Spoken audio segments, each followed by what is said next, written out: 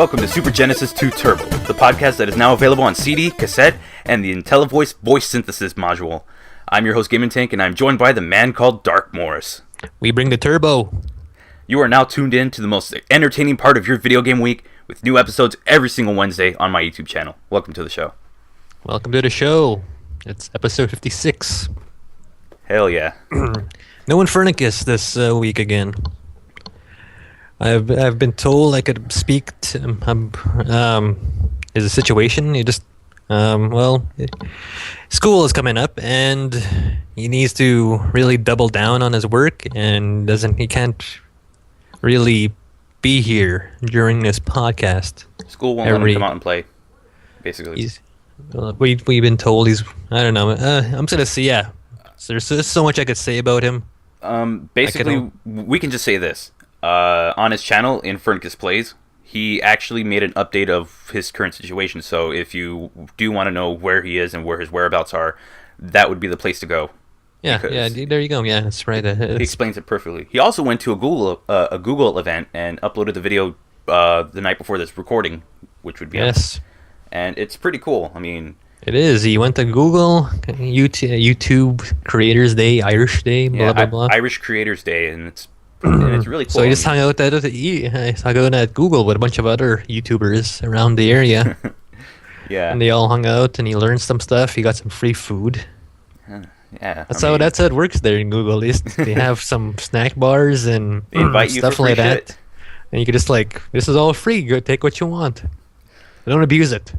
I want to know the one person who just started stuffing stuff in like a bag or something and just tried walking out with it.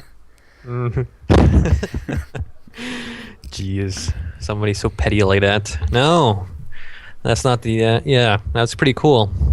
Like, that'd be cool if I went to something like that. But I'm like, I'm fine not doing stuff. I'd like to go to something like that, but my country has Google, so yeah, we are where you are where Google originates.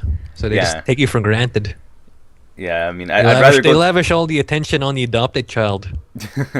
I mean, I'd rather go to I'd rather go to a place kind of like what Infernikus went to, where it's a smaller group, or it's the same thing but on a smaller scale, and it'd just be easier to go and meet people and make friends there. Yeah, and he learned some stuff. They showed him some things, and really inspired him to keep doing stuff. Yes. Yeah, so if you want to see any of that stuff, you can go to youtube.com/c/InfernikusPlays, and you can find everything there. He's no longer gonna be a part of the show, but not a mainstay. Yeah, he will make his appearances every now and then, but for the time being, his contract has been ended. I ripped it up. I was gonna say he will be AFK. AFK. Mm-hmm. Yeah, right. That works. Exactly. Okay, so Dark Morris, stuff you did on your channel. You might as well tell him. Holy shit! There's good. Let out the floodgate. Open the gates. Open the gates. All right. Morris did. Well, I'll say it. I'll say this first. Metroid Other M commentary is over. It's finished. Episode 10 went out yesterday. As a recording today, it's Sunday, and that's up. That's done. So basically, that game is about 10 hours to complete, or to finish. Well, not 11 hours, because if you look at my episode 10, it kind of goes on for like an hour and a half. Yeah. Okay, that's fair. It goes on for 100 minutes. Okay, that's approximately. Fair. Yeah. And I'm a pretty good gamer, so that's speedrunning it. Oh, I couldn't speed. That's as bad. That's as good, as quick as you could do it in your first go. With watching all the cutscenes. Yeah, that's true. I mean, you know what? I will say this. I don't know how I feel about people talking over their cutscenes. Yeah. In one way, I mean, if they're really good at talking over it and it's something that's funny or something they notice that other people won't notice, that's cool. But then you have the people that will just say random crap over it, and it's annoying. Yeah, they just talk. They just talk over it. They don't they'll have a whole conversation over the cutscene, and not even and miss a lot of story elements. Exactly. Thankfully, I don't do that in my commentary. There's some parts where I'll comment here and there during a cutscene, but overall, if it's a really heavy cutscene, I'll just keep quiet. I Yeah. won't say much. That's why when I play games like Mass Effect 3, I'm just trying to pay attention to what I'm trying to get all the information I can out of that cutscene. Yeah. Oh yeah, that's another thing. I have Mass Effect 3. Do you now? Yeah, I've had it. I think about 2 weeks, Cool. and it really sucks Do because it really sucks because I've only played it for I think 3 hours. Because afterwards, I just had no time for gaming. What did you get it for? Xbox 360. No Xbox One edition, eh? No, Is that coming? I don't even know if does that even exist? It should be a concept. It should be. And it could get up-res the graphics and, well, make the graphics sharper a bit. Mass Effect wait, no, what? Well, if they're smart, they would develop an engine that's for next gen, give everything more detail in the graphics, apply to the whole Mass Effect trilogy, then release it on the Xbox One. So just I was gonna say they'll just probably upscale the graphics and call it Mass Effect: The Definitive Trilogy. I think they recalled that something like that on the Wii U. Hmm. Yeah. do The you Wii mean? U version is There's a Wii U pretty version. damn good. There's a Wii U version. Yes. Damn, It runs pretty good that's pretty on a cool. smaller, on a more compact system. That's supposedly better than the previous systems. All right. I have Yeah. a question. Any videos that were not discussed in last week's episode that we missed? I don't think so. Don't I think so. don't. All right. I also did my top 10 PlayStation games video. What a video, I must say. Probably one of the best videos I'll make in my lifetime. And we will not say a single word of what game is on what number. That you'll have to find out for yourself. Yes. All right. Which I was gonna spoil it all, but go okay. I do not agree with number one. No, We'll just call it by number. number one. Okay. I'm kidding. I do agree with number one. It's pretty damn cool. Yeah. Even though I'm not a fan of that series, which that doesn't pinpoint what series it is because I can just say any of them Yeah. There's a lot of series on the on lot that of list. series on the PlayStation. Yeah, and a lot of them I'm not a huge fan of or I've never played. This one, it's probably both. Yeah. All these games on this play, and this is such a tight list for me because I played a lot of PlayStation. Unlike the Saturn, I never had it at the time, so it was a little bit weird. But I still made do. So all these games I played so much. So freaking much. Devoted so much time into these games, and I knew what I was doing. Knew which games I wanted to be, where I wanted to be.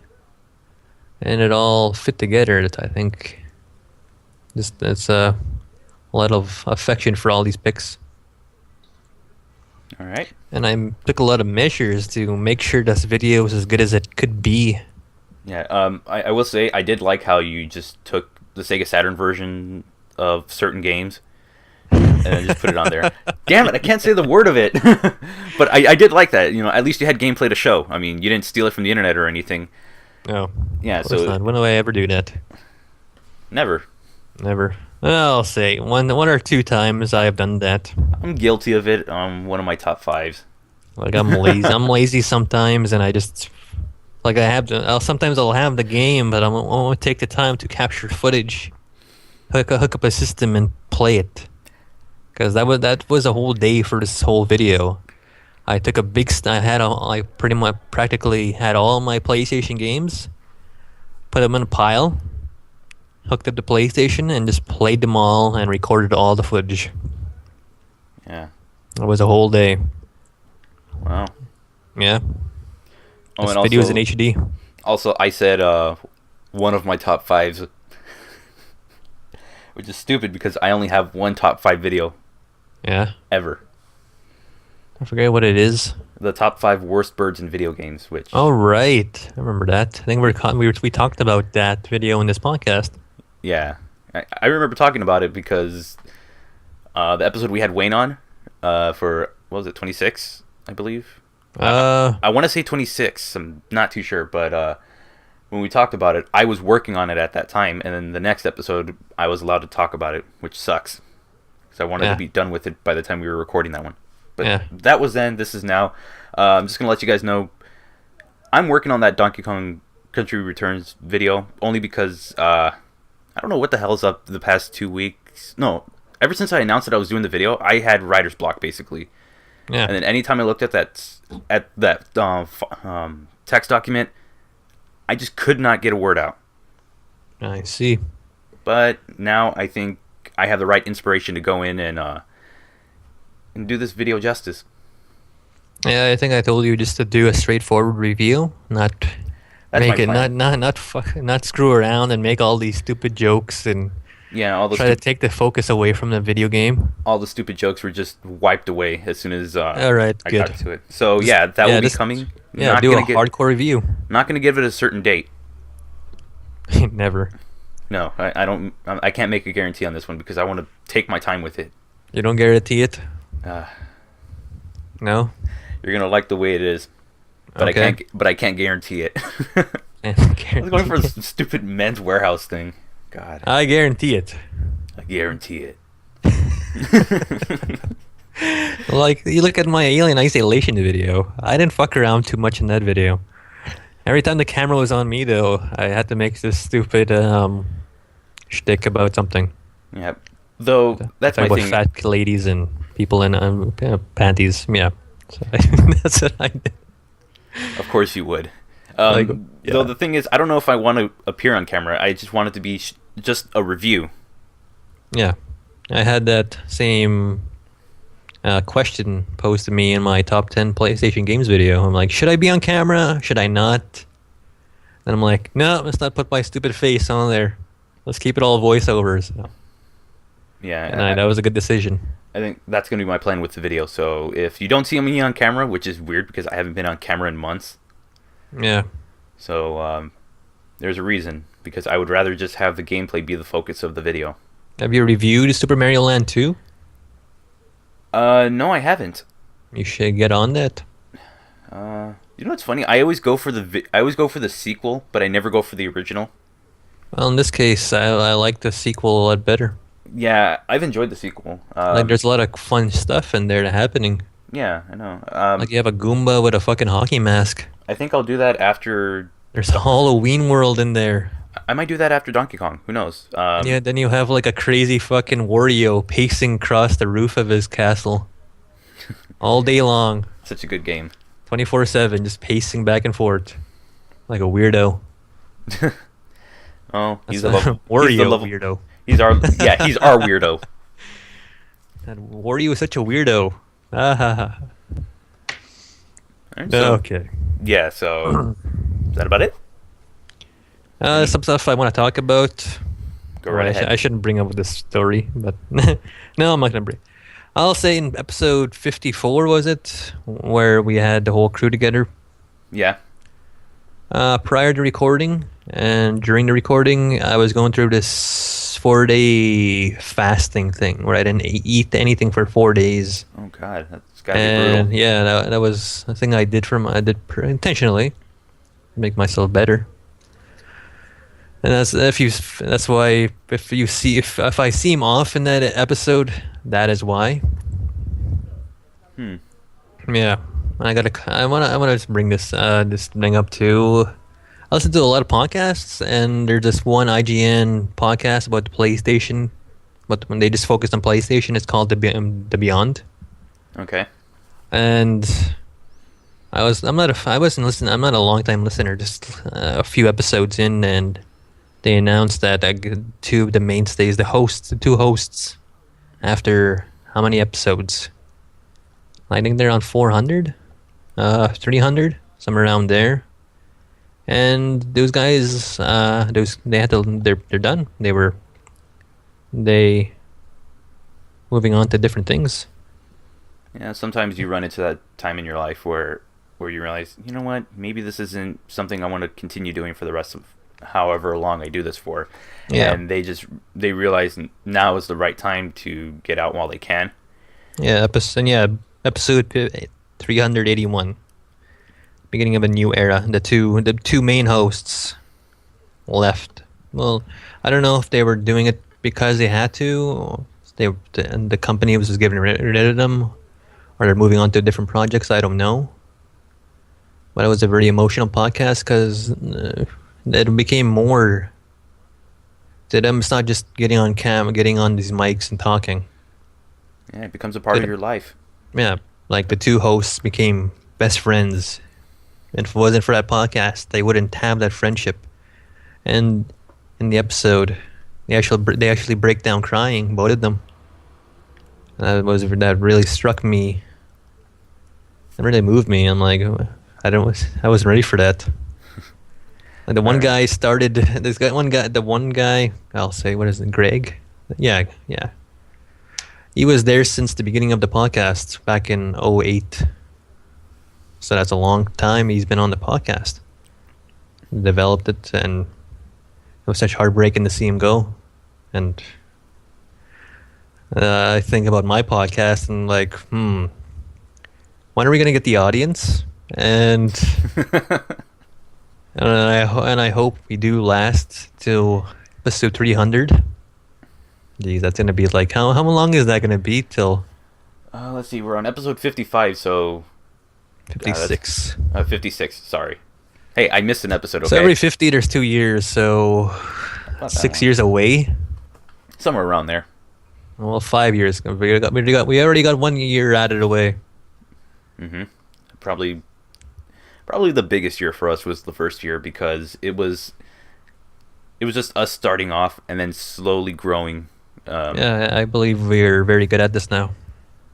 Yeah, I mean, to do a podcast for 8 years, you have to really enjoy doing it. It really becomes a part of your life. I mean, hell, this podcast is basically part of my weekly routine. Yeah, it feels wrong when you're not a part of it. That's why I was really pissed last week when I couldn't be on the podcast because getting fucking sick and shit. Fucking school. Yeah, you was sick last episode when we had Aside Eurotran. And I said his name right. And that's what bummed me out even more because he was going to be on the podcast and was like, great, now he's got to fill in for me. And it really bummed me out. I wanted to be on the show, but I couldn't because I couldn't go... I believe I couldn't go 30 seconds without coughing or something, or I had no energy. Yeah. God. Longest episode ever. Yeah, that's true. You guys did do that. So how long was that? That's 300 minutes. That's somewhere around there. Yeah, I don't know how I'm getting these numbers. But yeah, I don't know. Yeah, it is that long. It's very long. Yeah. That's weird. Yeah, every time. Well, the first time I wasn't on the episode, which was back in fall, was not too bad because I had no way of being on there, and I just let these guys have the episode. Yeah. There's nothing I could do. There's no regrets. Like, I gotta be here. I can't be there, and I'm okay with that. I don't know. I mean, with mine, when the 2 times I was not on the podcast, I was not okay with it. I wanted to be on the show. Yeah, I could see that. I wanted to be that guy that was there every single week. Every single week of the year. Yeah, I know. Exactly. Yeah. But it's not to the point where I should say. Well, I'll start over. I should say when there could be so much shit in your life happening during prior to beginning recording. Then you get on the podcast and it just lifts your spirit. When it's over, you feel good about yourself afterwards. You just forget about all the crap that happened later. I can say that I am one who has actually had this kind of experience where prior to the recording, I was really pissed off or stressed over a video, and then once we did the recording and finished, I went right back into it and finished it really quick.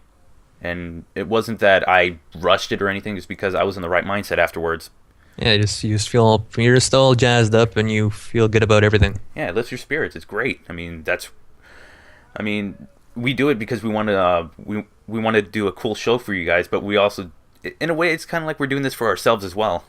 We're a little narcissistic. Just a little bit. But I like just I want to be doing this podcast. I want to be on here. I want to be talking. I want to be having a good time. I mean, what was it? A year and a half ago, we were talking about doing a podcast, and when we finally got the chance, yeah, now we're here. We're over a year into it, so should we stop? Should we stop bragging about ourselves? No, we're not bragging. This is just saying, hey, we've been going for a year. I know, but it seems like we do this a little too often. No, it's okay. But this is part of the conversation. Okay. Part of the tangent. We'll do this on episode 60 as well. Yeah, we'll do that. I'm like, hey, episode 60, we're awesome. Where's the time flown? Oh, wow. Fly. Time flies when you're having fun. Sorry. It does, because something about endorphins and blood sugar. I was going to say, where's the time gone? But I said flown because I was thinking of another sentence. Okay. Sorry. Yeah, you gotta slow down, buddy. I'm thinking a little too fast here. Thinking too fast for your mouth to keep up. Yes. You gotta make good mouth.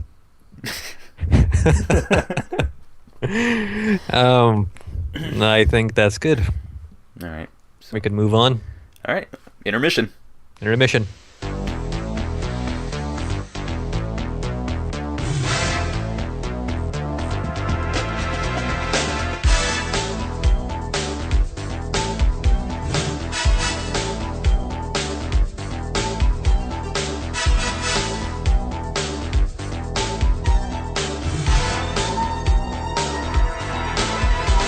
Back, and I believe we have some news today from Dark Morris.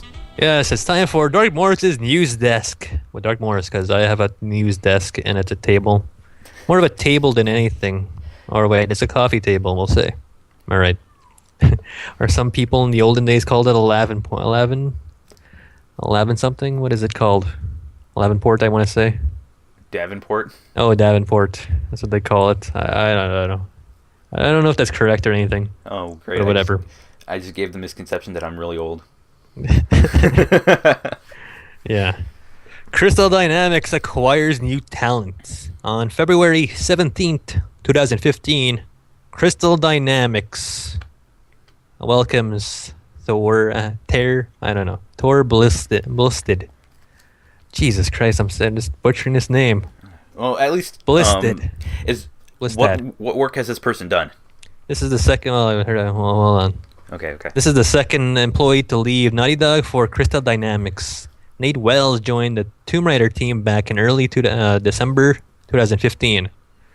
Blisted isn't a stranger to Square Enix. 10 years ago, he worked with Hitman developer IO Interactive. I think that's how you say that company name.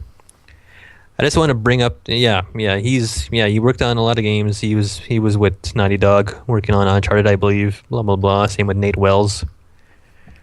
And then I will say this: you have a perfect person for your team. Then if you're getting people that are working on Uncharted. They're gonna have a really good transition into working on Rise of the Tomb Raider, because it's basically the same thing. Just switch out the protagonists. Exactly, like Uncharted just stole the concept from Tomb Raider and made it more Indiana Jones. Now Tomb Raider's back and like, hey, we want to work on Tomb Raider now. See you later, Naughty Dog. Deuces, and it's like they're in. Now they're working on Rise of the Tomb Raider, which I can't wait. I'm really looking forward to it. Oh yeah, me too. Like I wasn't too excited about the first one. Yeah, because there's like, I don't know. There's be something wrong with it, something I don't like. This one seemed more fleshed out. Yeah, with the Tomb Raider reboot, I didn't know what to think of it, because that's a game I would never really consider having any interest in until I actually got the chance to play it. Once I did, I just realized this game is actually really good. I like it. If they have a sequel, I would definitely get it. Yes. So. Some history behind Crystal Dynamics. Their first game was Crash and Burn on the 3DO. Yeah, they've been around that long. What a strange way to start.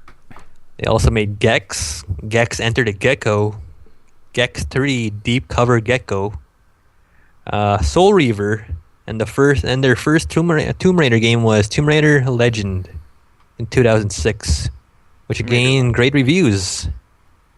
The best reviewing Tomb Raider game was back in 1997, Tomb Raider 2. Oh God. And Crystal Dynamics bred new life into Tomb Raider.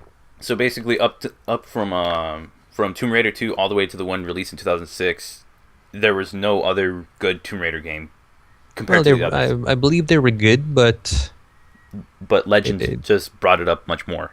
Yeah, it did. Got it. Like this Crystal Dynamics, they didn't make a bad one.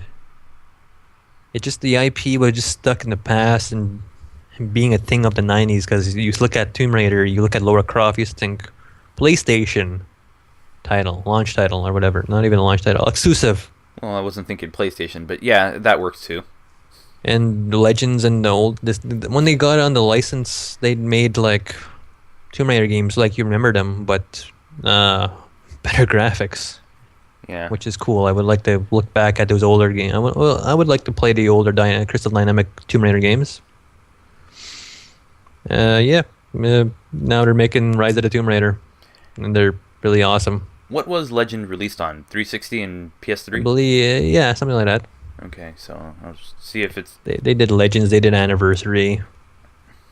Okay, did all that fun stuff. I mean, I'd like to play an older game of it, but I just don't know. I mean, I'll see if I can find it, because... I mean, is it released on disc, or is it digital for Legends? For Legends? I believe it's disc, why not? Okay, so then... This was 2006, before digital was really a thing. Oh, then that'll be a hard one to find. Yeah, but a good thing to do, because this is a good game. Alright, I'll be on the lookout for it, and then I will give my thoughts on it if I can get my hands on it. But, yeah, I'm really looking forward to Rise of the Tomb Raider, so... Xbox exclusive. I believe it's a timed exclusive. Yeah, that's okay. That's fine. So you PlayStation guys and your Street Fighter 5s can all suck it. Yeah, time exclusive. That's kind of how it was in the beginning, though. Because I touched this on... Sony really brought some production value to a lot of their games built on the system. They helped out developers a lot, and they all came on the PlayStation. Then later they got ported. Some got ported to the Saturn, Nintendo 64, and Dreamcast because there was no fixed contract. They just helped make the games. That's why you see good examples of these would be like Mega Man 8, Mega Man Legends, yes, Resident Evil. Mm-hmm. Yeah, I want to say Marvel vs. Capcom. No, that was a. Or were they released at the same time? Marvel vs. Capcom. That was. It's arcade first, but it's also on Dreamcast and PlayStation. But the PlayStation 1 is not as good as the Dreamcast one. Of course not. That's terrible. Why would she do that? Hey, I didn't say I would. If I had the choice, I would go for the Dreamcast one because that's obviously in my mind, it's the better system. It is technologically speaking, yes, it is. And then I hear something in the background. What is that, Frank? Things that can fuck off. It's a car. Somebody's car alarm going off. Yeah, I guess so. It is America, eh? Yeah. Well, you got a good. I don't even know if they could hear it. Can you guys hear it? I heard it. If I could hear it, they could hear it. Actually, I don't no. know. They probably can't even hear it, and they don't even know what the hell I'm talking about. Dark Morris is going crazy, ladies and gentlemen. Yeah. Okay. Next story. I'll throw in a sound effect so that it can simulate it. Square Enix is resurrecting old IPs. More Square Enix news because Crystal Dynamics is owned by Square Enix. Yep. Square is open to hearing pitches from indie developers for Fear Effect, Gex. Hey, we were just talking about him, and Anachronics. They want indie developers to pitch them for these games through a collective crowdfunding platform. So basically, they want to bring these games back, but they want them crowdfunded because they don't want to invest their own money into it. Yeah, they're not going to pay the developer. They'll hear the developer's pitch, and if they like it, it'll be green lit. It'll be green lit, and it'll be developed. No, it goes through Kickstarter, and you go for crowdfunding. If funded, it goes in development. Square Enix says the developer gets 80% of net revenue from game sales. Distribution from Square. So this is a cool concept. It's a cool concept, but I don't know about. I mean, who remembers Gex except for people who are into retro games? I do. I remember Gex. I vaguely remember Gex, and I've never played a Gex game. I just don't know. The only game out of here I didn't know was Anachronics. I know Fear Effect because I own a few of those games. There's only 2 of them, and I know them. I'm just gonna say I've never played any of these games, and Anachronics, I've never heard of it. Yeah. Actually, one more thing. Since we're talking about Square games and possibly coming back, I saw a screenshot of Final Fantasy Mystic Quest. Yeah. And apparently they are bringing it to iPhones and iPads and all that, and all the smart devices. Yeah. So that might happen. The worst part about it was that the screenshot that was taken, it even showed the in Windows where it has the outside border thing for what programs being used. That was also taken in the screenshot as well. Yeah, that's a little bit not right. A little unprofessional. Yeah, when I first saw it, I thought it was like a fan remastered just for PC. It's like people recording from emulators and they just leave the watermark there. That's why you get a better screen recorder. I'm just saying. There's one game that got crowdfunded. Black the Fall has reached crowdfunding and has been funded. Blah blah blah, and they asked for 25,000. Backers gave 28,485. Oh, nice. It'll be available for PC, Mac, and Linux. It is based off of Flashback and Another World. Now, it's interesting that Square Enix is really exploring a lot of its options. They know they can't really compete with a AAA in the AAA market.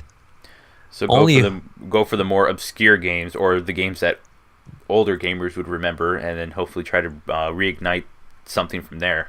Yeah, their only hope being is the Rise of the Tomb Raider and Final Fantasy 15 to bring them back to a very profitable time. And then I guess for the company. And then I guess if you want to include it as well, I was going to say Bravely Second.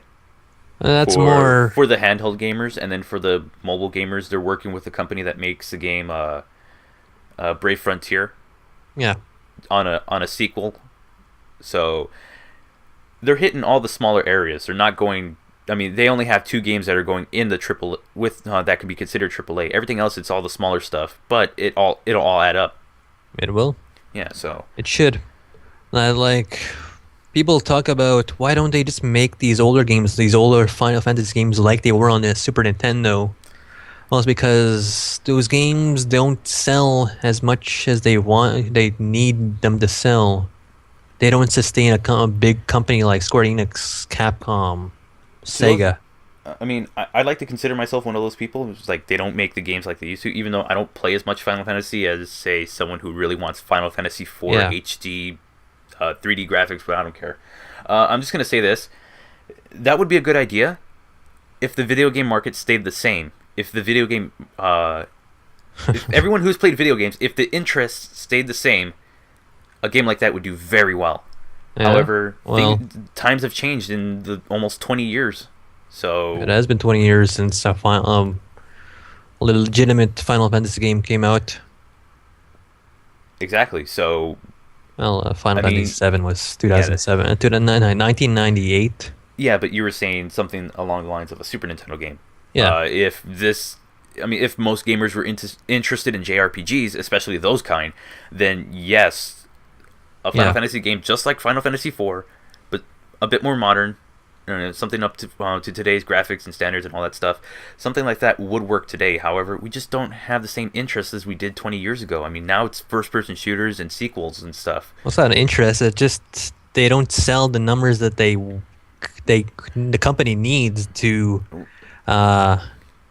continue to live, to make it the way that we all remember it. Those games don't sustain a company. They don't. Even if they sell like 1 million, they don't sustain a company like Square Enix.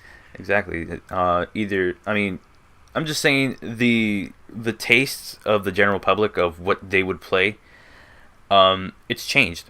Yeah. There's a reason why they go into mobiles. Why? Yeah, I'll talk about when you talk about Square Secret of Mana going to iOS. And I'm you were like, actually okay with that. I've played it on the iOS. It's not that bad. well, it's the fact that I don't want it on I don't want it on that platform. I want it on these other platforms. But there's a reason why it's on OS, because more people have those goddamn tablets and phones. And you can just pick it up and play it, and then save, and then pick it up later on that day, and just continue from where you left off. That's why it's convenience. It's like saying everybody has a tablet and mobile device, so put this game available on it, and there's a good chance they'll stumble upon it and play it and like it. Yes, because think about it like this.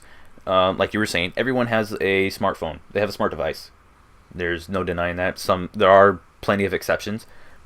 And I'm assuming it is much easier to program for, let's say, a smartphone, which all you need to do is just figure out how to get it all to work with a touchscreen. Yeah. Something like that would probably be a lot less stressful than, say, getting it to work on a full console. Well, it's funny that this big old company, Square Enix, is like, it's not cost effective to make give these games physical copies, and even put them on a legitimate console. And you have a company like Watermelon. You know what I'm talking about? Yes, they made Pure Solar. Pure Solar and the Great Architects. This is a small fucking company that's remaking actual cartridges from a Sega Genesis. And they're going to do like Super Nintendo stuff too, Super Famicom stuff too as well later on. I'm curious to know if they're gutting actual Super Genesis cartridges, or are they just making... They're remaking all that shit. All made from scratch. Yeah, they do. They're working with manufacturers in China and Paris to manufacture these large wave prints of these cartridges to sell them to people like me. It would be people like me, but I'm pretty sure they're sold out again. But they're already coming to Xbox One, and they're already on PlayStation 4 and PlayStation 3, and also Dreamcast. So what? That's a little backwards, isn't it? This little new company is building this shit, going through all the trouble to bring manufacture physical cartridges in this day and age to people like me. Then you have Square Enix not fucking bothering to them. Oh, let's put it on iOS. I don't care. Yeah, with Square, I would see it like this. They're trying to save as much as they can, but still trying to give us these games.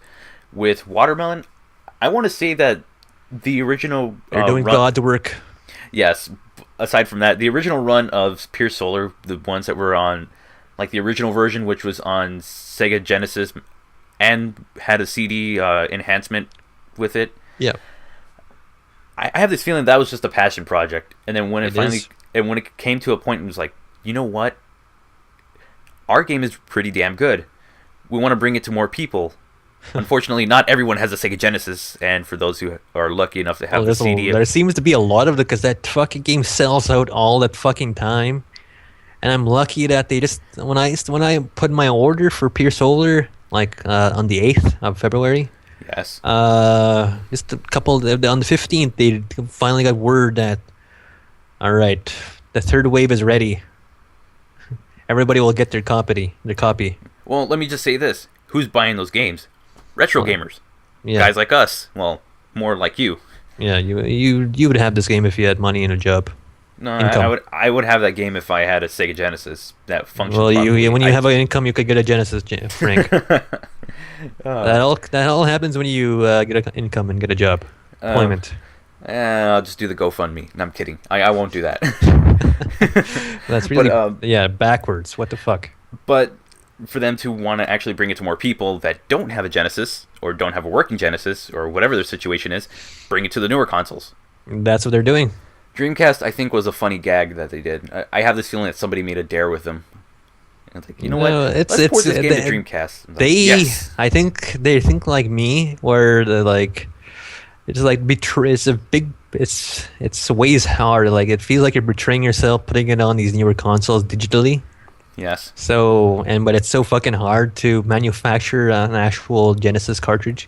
Mega Drive if you're in Australia or Europe, Japan.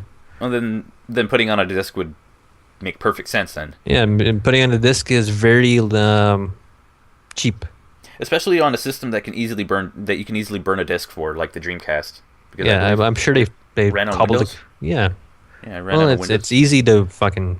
All you need to do is patch this actual iOS SI No, ISO. ISO, yeah, yeah. Patch this boot up thing module with it, and then the thing will just run that way. Yes. For those who might be a little concerned that we know this much, I don't know as much because I've never done this myself. I'll tell you, the Model 1 is very easy to fucking play these games. On Model 2, you can't because they fixed that. Copy protection. Yeah, copy protection. Okay. Well, then I must have a Model 1 because I actually have a burned Capcom vs. SNK. No, you gonna talk about that here? Yeah, I can talk about. Well, it's not like I made the damn disc myself. It was given to me when I got the whole system.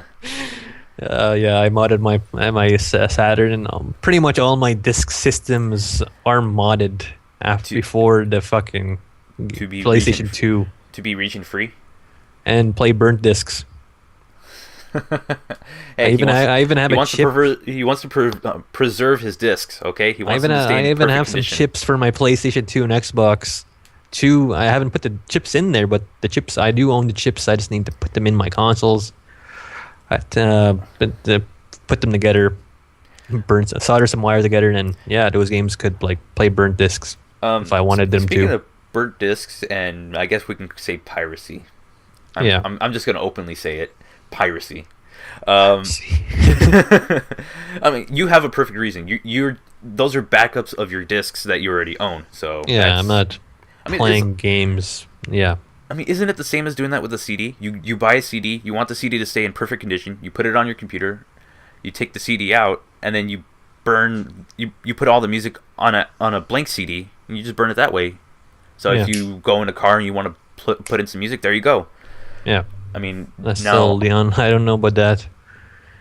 It's very shaky ground. You're copying something that you already own, and it's not like you're selling it to someone. It's something You can't make copies. It's something for you to keep. Yeah. So you can play it whenever you want and wear out the disc or whatever. Yeah. Yeah. Exactly. I was actually looking into stuff to actually dump ROMs. ROMs for ROM dumping. Actual hardware to do this, to take the ROM from a cartridge and make it to a digital file to essentially play on an emulator. Because that could be a thing. 'Cause that's already a thing. Yeah, but this is just for me to legally have these ROMs on my computer and have a backup of them. Yeah, that is the legal way of going around it, or going, of actually doing that. So yeah. Or I could just buy some ROM emulators on my Ouya and play the ROMs that way. True. That could happen. It'd be on HD too, because it's an HD out. Yeah, that's true. It only outputs in HDMI, so that's great. Okay, well, we're really off track here, so we'll come back. I wanted to get back to my tangent really quick before we're done. All right. When you were bringing up your PlayStation 2, one of the weirdest things I've seen was actually someone installing a hard drive on the back of their PS2.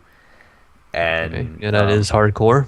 Yes, it's hardcore, especially the fact that the amount of memory that it could fill up the entire PS2 library. And No. And that's kind of what the person did. Yeah, that's amazing. It's amazing when you think about it, but it's also kind of shady because it's basically piracy. Yeah. Yeah, there's no going around it. It's a cool idea, but yeah. Yeah, I think we touched on this stuff I want to touch on. Square Enix is doing all it can with all its IPs to make it lucrative. Yes. They're not putting a lot of money into digital copies or porting these games on every console, which they should, but they don't. Yeah, so I guess going digital is probably the most cost effective. Yeah, maximizing profits and minimizing expenses. That's what they're doing right now. Yes. It's a really good idea, but for those who do want physical copies or who want a game on a disc, Yeah. What I want to drive home is the fact, like I always hear this, people always talk about this, Frank, that why don't they make games like they used to, but make them big budget titles? Well, I would answer it as this: why don't you like the games that why don't you like the games they used to make now? They do, but no, that gets away mean, from what I'm trying to say. What I'm trying to say is okay. they make a sequel to Final Fantasy VI, make it like it was, and put it on everything. Give it a disc, give it a retail disc, but that doesn't sustain a company that's not. They don't put a lot of money into developing that, and it doesn't really give them a lot of profit that they would want to sustain their company. That's why I don't get behind those kind of games.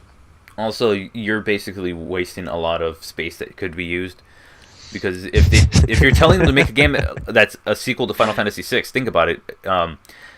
Would you really want them to make a full 3D game? No, you probably would get really pissed about it. No. You would want them to make something that's sprite-based and has a really nice story, amazing gameplay that Final Fantasy VI has. But here's the thing, a game like that doesn't need to be on a Blu-ray disc, because Blu-rays go up to, what, 50 gigabytes, 100 gigabytes? I think about 40. That's the last I heard.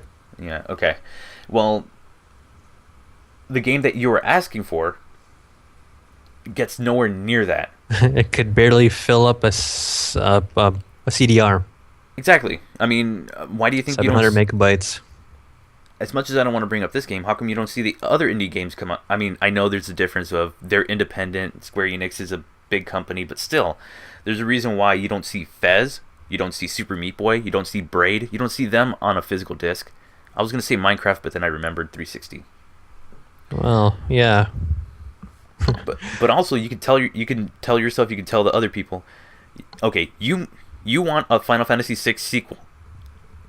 Yeah. But out of all the people you know, think about all the people that play video games that you know. Who else actually wants it as badly as you do?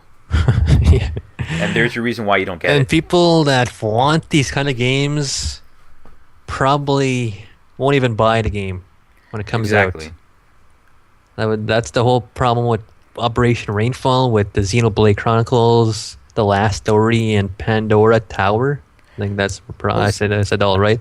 Yeah. A lot of people back this whole initiative, but maybe only a 2/3 that backed it actually bought the game, and we'll say less than half. Well, with Xenoblade Chronicles, you got to also take in the fact that it was a GameStop exclusive. So yeah, well, I got my copy. Yeah, and apparently it was big enough to where it's getting a 3DS port and it's getting a sequel on the Wii U. So that's amazing. Yeah. I heard The Last Story was kind of bad, and I've heard nothing about Pandora Tower. I haven't heard anything about Pandora Tower. I don't think that ever came out. I think it did. It all happened. Really? Yep. It's funny because I'm one of the people that really wanted those games, but unfortunately, there's people like you that just did not have the money. Just doesn't have the means to buy them. Yeah. As much as you want them to happen, you just gotta you gotta live through others vicariously, and you got the game, yeah. I'll be here. Pandora's Tower did come out 2 years ago. Yeah, there you go. Okay. All right, no, enough. Sorry, I just need. But yeah, exactly. Some people didn't have the means to buy them. Now they're a bit older, they're a bit smarter, and they'll get their hands on it. But what I was trying to say with Final Fantasy, I mean, you might want it really badly, but not everybody that you talk to or you play games with, they might not want it as much as you do. And unfortunately, that's the reason why you probably will not get that. Yes. Good on Square Enix what they're doing. Also, Yes. Watermelon. Yes, exactly. Next story. Spiritual successor to Banjo-Kazooie is in the works. Playtonic recruits 3 veteran Rare employees to help work on the soundtrack, while a bunch of former Rare developers are hard at work for the spiritual successor to Banjo-Kazooie. It was said to not to be happening back in 2014. Remember that? There was some word about this back a year ago. Then they just stopped. Yeah, I vaguely remember hearing stuff about that. Also, with Conker being on Project Spark, and I think somebody came up on stage with a Battletoad shirt, and people just Phil Spencer Battle Toads shirt. Yeah, people went apeshit over it. So I did. Yeah, I know. I did too. I wanted my pants, Frank. It's very stinky. I had to like walk home funny. You had to avoid people so they don't notice. Yeah, yeah. But this game seems back in the works now. Not much is known right now, but there is buzz, and there's a good chance this game will see the light of day now. It's not so much a sequel to Banjo-Kazooie, it's a spiritual successor, so they recruited a lot of Rare employees, so it's going to be like that. Yes. I will say, unfortunately, with certain series that are just not ever going to see the light of day, like that, we'll never see a sequel or something, like Banjo-Kazooie and Mega Man. This seems like the only way you can actually get a true sequel out is by having a spiritual successor, like Mighty Number 9 and this new one, which I don't think has a name right now, does it? No. Okay. Well, it seems like this is how things are going to go. If a company's not going to do anything with their game, ex-employees of that company are going to get together and make a spiritual successor, basically making the game, but with different characters and I guess different characters and names and other things, but try to keep the same thing that made the original games great. Yeah, let's keep the same spirit. Yeah, exactly. That's why they say spiritual successor. Try to keep the game the same, just with a different coat of paint, different names, different labels, and so on and so forth. Make the game that Banjo-Kazooie was. Don't make the game that Banjo-Tooie was, because Banjo-Tooie is not as good as the first one. And for the love of God, do not make Banjo-Kazooie nuts. What's it called? Nuts and bolts. Yeah. Yes, please don't. No cars. That's the world we live in right now, where people get together and they make these games because the AAA companies, Capcom and whatever, try to do these games, but they don't break in a lot of cash, so it's not in their best interest to bother with these little games. Yeah. They did make Mega Man 9 and 10 to appease fans, and those are good. Those are really fucking good, but they don't go too far in terms of sales numbers for a company like that. And it was a good idea for them to bring it up to digital. It was. What we were talking about earlier, It seems a lot of this whole podcast episode seems is like AAA versus the little guy, little companies, blah blah blah. Exactly. I know it feels like it. That's the whole theme in this episode. I mean, for good reason. Yeah, that's basically what our I news. Say. They even wanted to bring back Mega Man Legends, and they were like, "Hey, the fans bring us ideas. What do you want in this game?" Oh, not yes. a lot of enthusiasm or ideas, so that fell apart. I actually remember hearing that that it was just a question out of nowhere of something that would be a spiritual successor to Mega Man Legends, and I believe the crowd kind of went crazy for that. They did. Yes. No, they did, but there was not a lot of feedback, and that just didn't happen. It's kind of like it was the same deal. I like to think of these as the same thing, like Operation Rainfall. Lots of buzz, lots of talk. When it comes down to business, nothing ever gets done. Yeah. What I do want to say towards the Mega Man Legends spiritual successor, it wasn't a successor. It was actually going to be a sequel. No, I believe a different. There was also they did a bunch of different projects. There was going to be There's another one, okay, Mega Man, something else. Okay, I think we're talking about two different things now. I know what you're talking about. I know what I'm talking about. You're talking about Legends 3. Yeah. Basically. And then they had the whole dev room, but because there wasn't much going into it, they canceled it. Yeah, exactly. Yeah.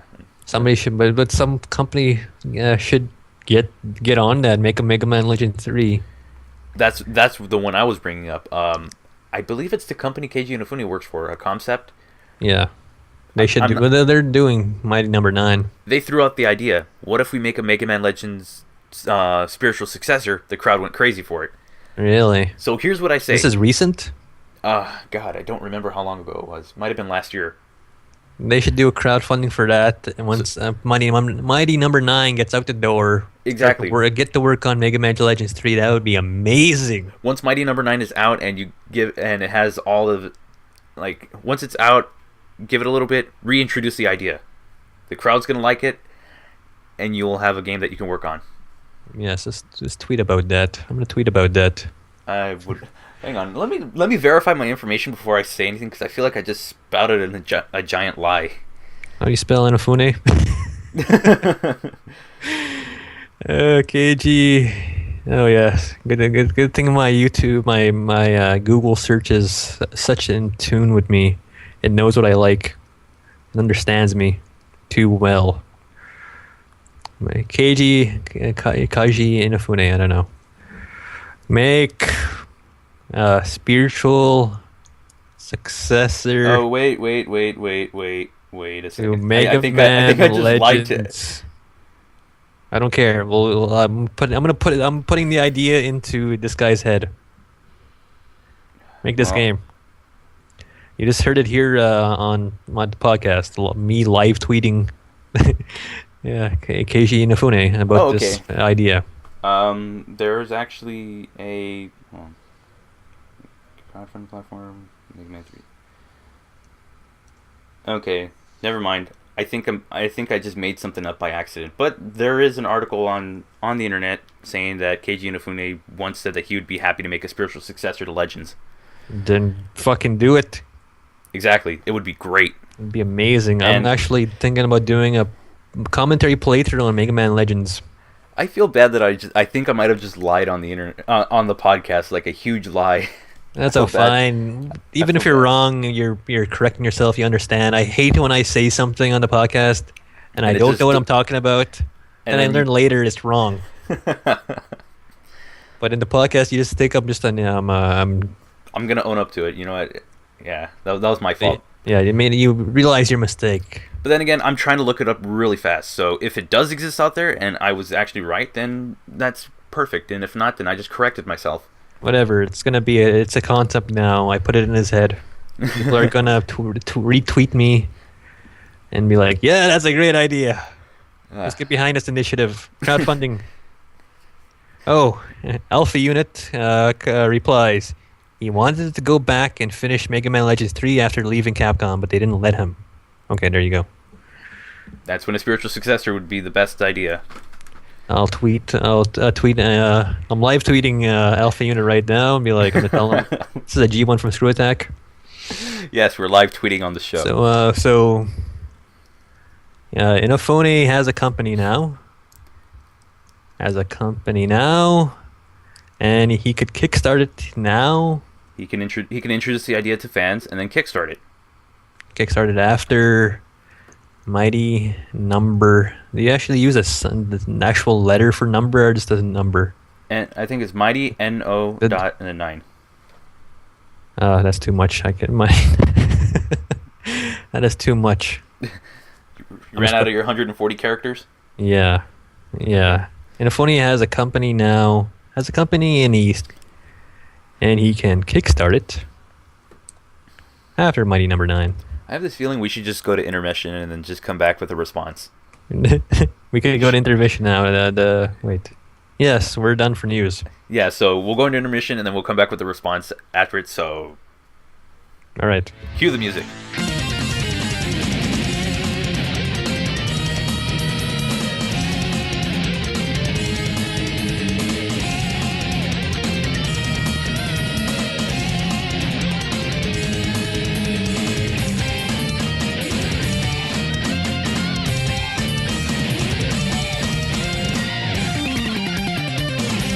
I guess we're back to our the Steam what? Steam Bean Machine impressions. The Steam Bean Machine impression segment, and our game for this week is Destination Soul. Destination Soul. Why are you calling Steam Bean Machine? I don't know. Maybe because it's on Steam. It's on me. It's a free Steam game. We're live right now. Yes, we're live right now. It's a free Steam game that's about, I think, 40 megabytes, and it seems to be. When Dark Morris told me to try out this game, he told me that it was basically Asteroids with RPG with RPG elements. Was that right? Yes, actually you were. It was exactly like Asteroids, but the enemies that you go up against can drop weapons, and you can pick them up, and you can sell them or you can use them. You can upgrade stuff. It basically has. I wouldn't really say as much of an RPG. Well, yeah, actually, yeah, an RPG. It's funny how system. RPG just is the go-to word for progression and leveling. Exactly. So I mean, I'm gonna let Dark Morris take most of it because he has a better understanding of the game than I do. Yeah, I might have played it for 30 to 40 minutes. It was a big thing, but then it was like, okay, I'm done with this. I played enough. But no, it's pretty impressive what they did. It's an asteroid with some leveling system mechanics, progression system. You have to get money you have to kill stuff for money and parts. You could sell parts. You could sell stuff in your inventory. You could get this money. You could put that towards upgrades. And sometimes you need buy ammunition for some of your weaponry. You could buy new ships. You could go to different places. And you could go to planets. You're in the middle of space with the space station, and your little ship could fly around and runs into stuff, asteroids a lot. And your ship can go really fast. I mean, the acceleration on that is insane. I mean, it starts slow and then it just goes really fast. And it takes some time to pick up some speed. It also does take some time to slow yourself down, and you may crash into a few things every now and then, which might take 2 or 3 off your health. Yeah. But it's not a lot to where it's going to kill you. I do want to find out what happens if you go super fast and you crash into something. So why didn't you do that? I was thinking about it, but then... You should just do stuff like that. I'll try it another time. Yeah, that's what testers do. It's like, let's see what happens when I fly top speed into this asteroid. I was going to say just crash land into a planet. Yeah. Which also the planet trying to kill things on the planet is a bit more difficult because rather than just floating around or being able to stay in place, the gravity of the planet will bring you down, and you have to keep pushing yourself up and then turning to shoot. So, it's like you're on a wheel. It's like a wheel. You're flying around this wheel, this circle. Exactly. It's a planet. It's a circular, so you could fly all around this planet and check shit out and blow shit up. Exactly. And it's hard to kill things with this fucking control scheme. My only thing is, I'm not sure if you found it. You probably went searching more for it. I was done with the game by then. Was there a save feature on it? I couldn't find it. Save feature is just automatic. Is it? Something you could just like close. I think you die here and there, and that just serves as a checkpoint system. So dying is your save. Oh, God. In a way, yeah. I don't know. Every time I booted it up, my ship was the same. I still had the same inventory, and it was okay. Okay, because then I might have not been able to have found it right away because it then it showed my screen and it had a new game on it, but it didn't have a continue or anything. So I'll have to take a look at it again. I didn't really get as much hands-on time as Dark Morris did, but I got enough to get a good impression of the game. And it's a free game. Who the hell rejects it? Yeah, it's fun. It's a free and it's a fun game. Who the hell rejects that? Now, the thing that would make me have more fun with this is that if there was more variety in ships right off the bat, there's only 2 of them, and you have to save a little bit of money to buy the bigger ship. And that bigger ship is not that great. You have to buy. It needs this heavy weapon. You need to buy ammo for this weapon, and it eats up a lot of money. You have to. You're essentially killing stuff to make money to maintain your ship. Again, RPG stuff. You're grinding. Yeah, you are grinding. Yeah. And would be cool if when you get to this planet, you could go into this air fortress thing where you could be a human and just hop around there. Oh my God! I can't believe I missed that. Yeah. Oh no. That would be cool if you did air fortress and you just walk out of your ship and walk around. Like even fucking, what is that? Blaster Master did that shit. Man. Make it like, why couldn't this be like Blaster Master? Walk out of your ship and be like your tank and walk around and be cool. You said Air Fortress. Now I feel like I should just go back and just play as much as I can of it. Which one? This game? Yeah, you said Air Fortress. Like, oh God. Yeah, that's one of Frank reviewed that game on the NES. It's one of my favorite NES games. Yeah, and I believe that's one of his best videos he made. Yeah. Even though he doesn't agree with that. I don't really agree with it because I think I've done better, but yeah, we're not talking about my videos. We're talking about the game. The game is the most interesting, fun time I had was when I come back from a planet and I'm really hurting and I have no more healing items So So basically, it's a fight to survival. then I'm like, not even just trying to get back to a space station to buy stuff, but also not navigate around these asteroids so I don't just fly into one and blow up because that happened. that was that was a fun time. Just like, oh man, just one, I'm just yeah. That was something. I was so low at health. I think I just bumped into this asteroid and exploded because my ship was so brittle. Oh my god. Yeah. That's another thing you get. Yeah. Actually, I've already touched on that. That you can crash and lose health from it. Yeah, it's funny. You're the little puny ship at the beginning. You can just bounce off of things and lose health. I'm hoping for a little comic relief where the ship gets bigger, and if you crash into something smaller than you, you just wipe it out from existence. That'd be hilarious. At this point where I had the bigger ship and everything, then I went to this part of the world, this space where it was these bigger fucking ships and stuff, and they just wiped me out Oh god. Yeah, easily. that's gonna happen. I guess there's a set path that you have to go to because I've noticed a little on the edge of of the window for the game. They have a line of blue dots pointing in an arrow. So I'm assuming that's where you go next. No, that's more that those dots around the screen is just how close you are to a planet. Oh, okay. And if you keep going to in that direction, you will just get teleported to that planet. Yeah, you'll go right into that. There's a little okay. sequence where you enter a planet and leave a planet. Yeah, okay. That happens. All right, I was trying to figure out what exactly that meant. That's what that does. All right, cool. Cool game. They could put more things into it. Change the control scheme. I hate that. I don't like this asteroid fucking controls. I will say I found it kind of difficult to control after a while because I was going at a ridiculous speed and trying to slow myself down. Collided into the space station. Yeah, that's funny. Yeah. Like, what would I want? Just I don't quite like the asteroid controls for the outer space. And why didn't they just make the planet stuff like Defender, where you don't in Defender you don't need to keep pressing up to stay in motion, stay up in the air. In Defender, you're just up there. You go left or right on the joystick, and you fly in those directions. That's how they should have did the fucking planet stuff.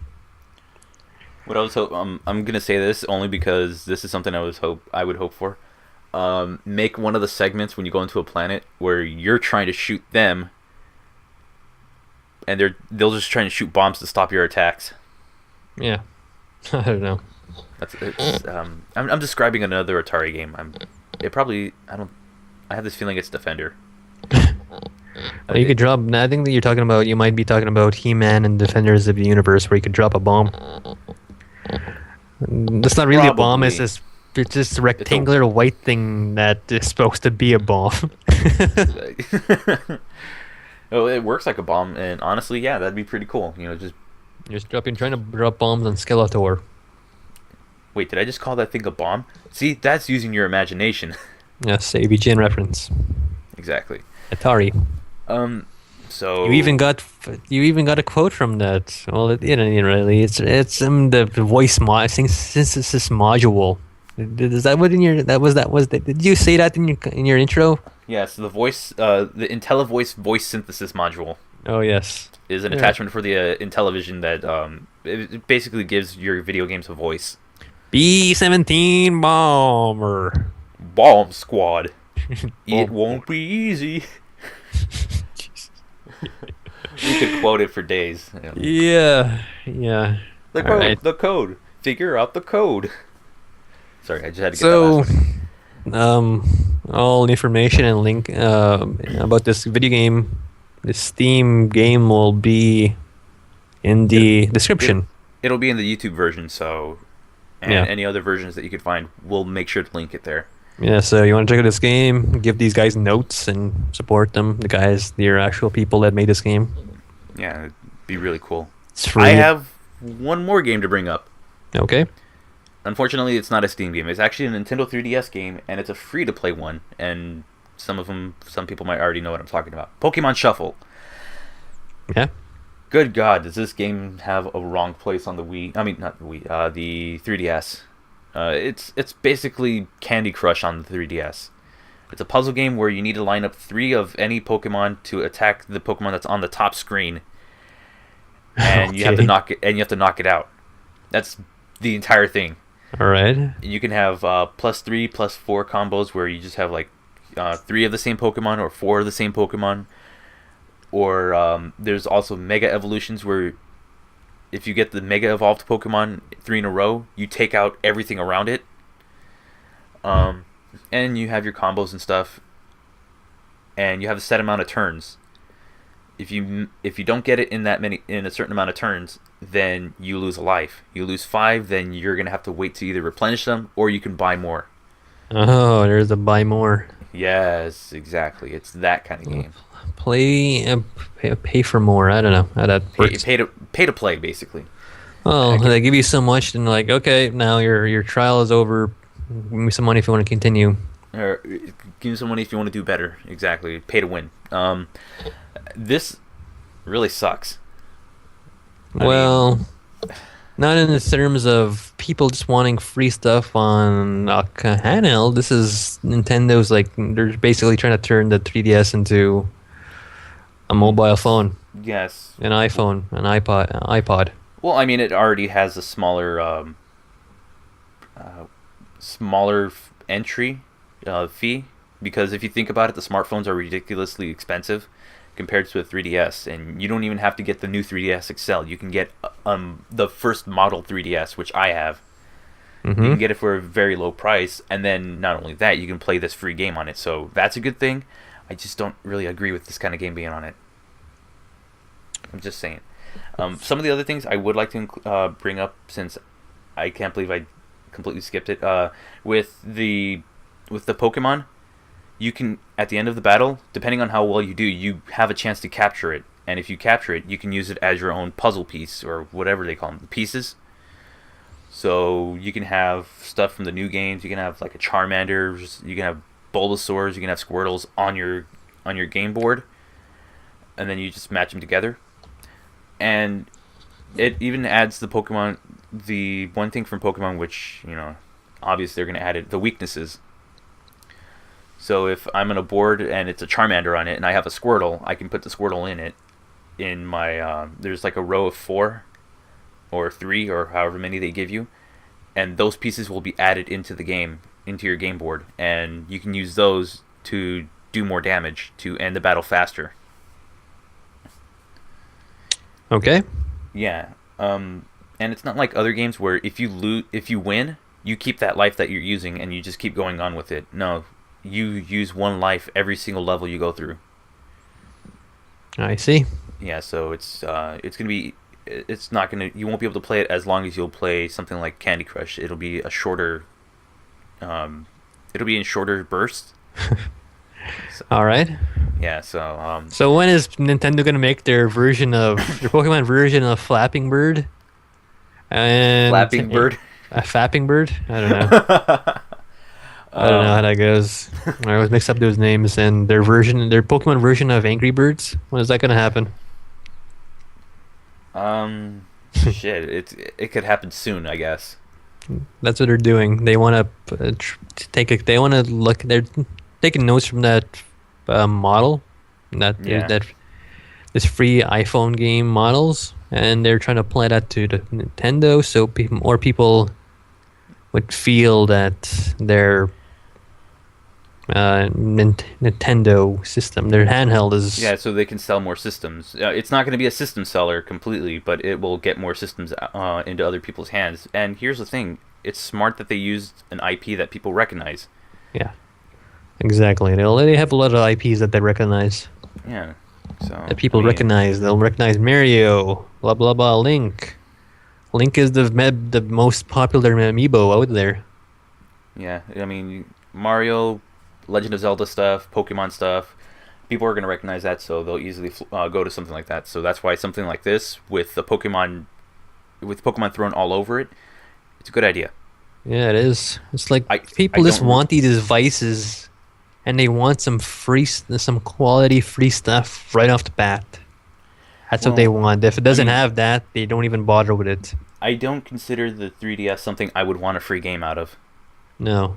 No, this is something I would want to pay for my game and have Well, you're a an old 10 guy, Frank. a The 10 kids or don't 20 think that hour way. Yeah, exactly.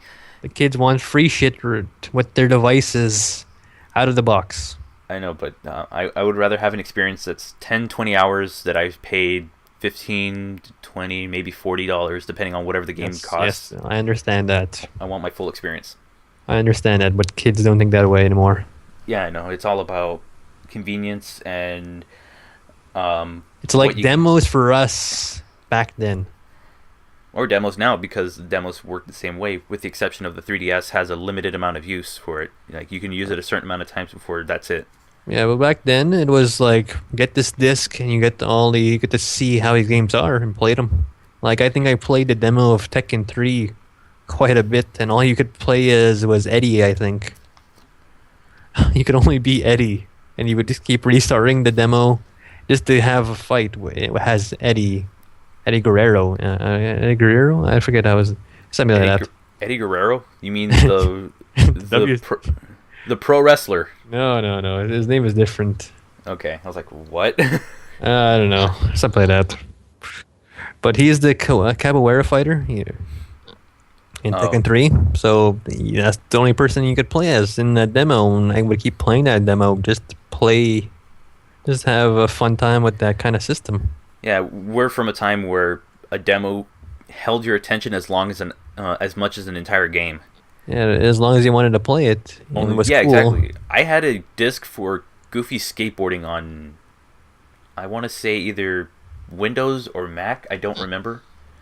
And it's on a really old machine. I just don't remember which one it was. All I remember is that you can only play as Goofy, and you can only do one level, and that was it. And you had to collect a certain amount of items and reach the gate, and that's the end of the game. I would purposefully not get everything, so that way I can draw out the game as long as I can until I was done playing it for exactly. the day. Exactly. I mean, In the mind, like I have this thing. I don't have to pay for the free game. I could just keep playing and get playing this little piece of the game and love it that way. I can attempt a 720, all I want, and actually get it to work.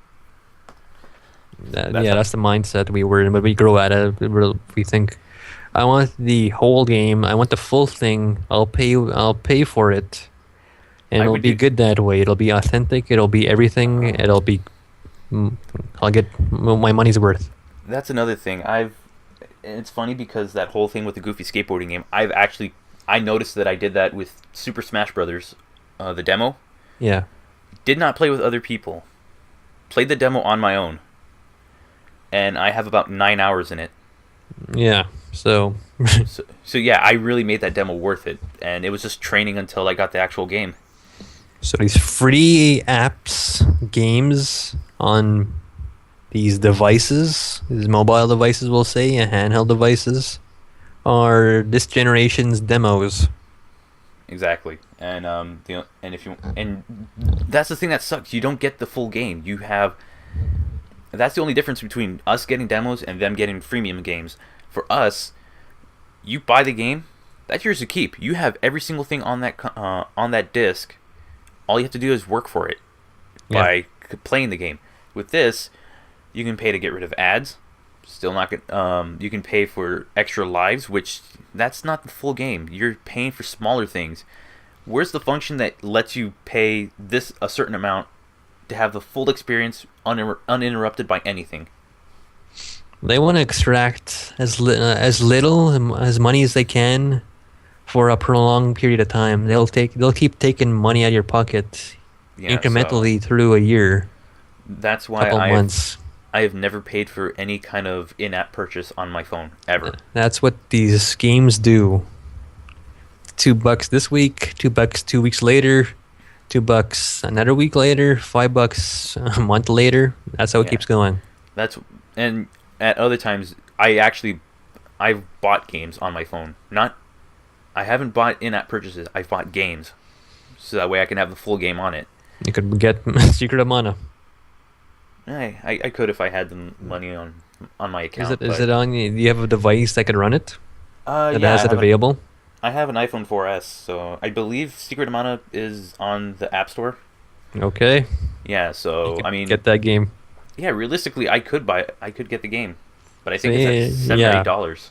You could retract your one statement from the past episode, or like Secret of Mana on ISO, because that's what we really wanted. Those were your words. Yeah, now that I think about it, you know what? I mean, I've played it and I did like it, so I think I was just using sarcasm, but really poorly. So I will take back what I said. Yeah, you gotta watch your sarcasm. I sometimes it just comes off as you being everything you say. I just assume it's sarcastic. No. It's just the way I speak. It's just at that time I was actually being sarcastic because I followed it up with. I can't tell anymore. Because I speak the same no matter what. All right. I assume you're sarcastic all the time. I think we're going on a tangent right now, though. We are, we're done here. Probably cut it here. Take us out. Intermission.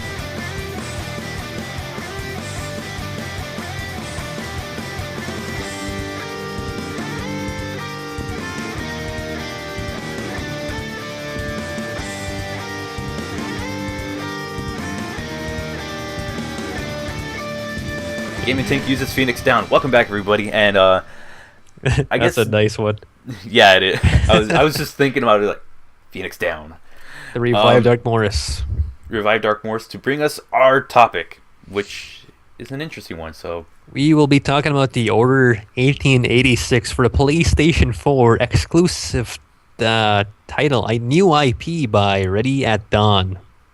That's the developer, I believe. Yep. Before we get into this, I'm actually going to say I actually know nothing about the Order 1886. So you know about the RAD engine? That's the one thing I know about, the RAD engine. This game runs on the RAD engine. RAD engine 4.0. I love it. Why do they call it the RAD engine? Because it's so fucking rad. So fucking radical. Radical Games. Was that a company? Yes, it is. Radical Games is a company. Yes, this game has such mixed reviews. Like some people just drop it down to 5 out of 10. But other people give it like let's see, the highest here is Game Trailer is 8.2. Okay. Play Magazine 81%. Some people do it percent. So it's getting mixed to really good reviews. Metacritic is like 65 out of 100. Okay, so Metacritic's lame. I don't. So it's a bit of an average. So a lot of the fans are saying it's an average game. Some of the journal, what am I trying to say? Some of the other publications are saying this is a good game, while you have the ones that are saying it's mediocre or decent or it's average or something like that. It's pretty average. So basically, what is the Order 1886? Well, we'll talk about the settings. The alternative history, London, where an old order of knights keep all of the world safe from half-breed monsters, lycans, werewolves, or combination of animal and man, what I just said. Around the 7th or 8th century, a small number of human took on bestial traits. No, I'll say what I know. Basically, the order is knights from King Arthur's time. Okay. Yeah, they use this stuff called Blackwater, and that keeps them alive longer than they should be alive. Okay. So let's say the King Arthur Knights of the Round Table was around the 14th century. So they've been around for 4 centuries now. That's an interesting one. And there's a bunch of there's fucking Zeppelins in this world. Oh God. That sounds awesome.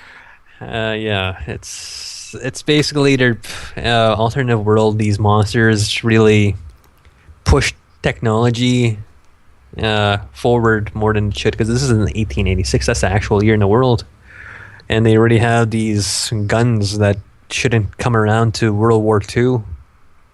So war really made advanced technology in that era. Yeah, I was gonna say technology is advancing faster in this alternative in this game setting than it is in our real setting. These people did some traits with beasts and became him animals, werewolves, and a lot of kind of creatures, and they really Animorphs. changed the course of history, and that's what is going on in this world. I don't know. I'm just thinking of the book Animorphs. It's a series Yeah, of books. Yeah, exactly. I know. I didn't know about this. At first glance, I'll say this right now.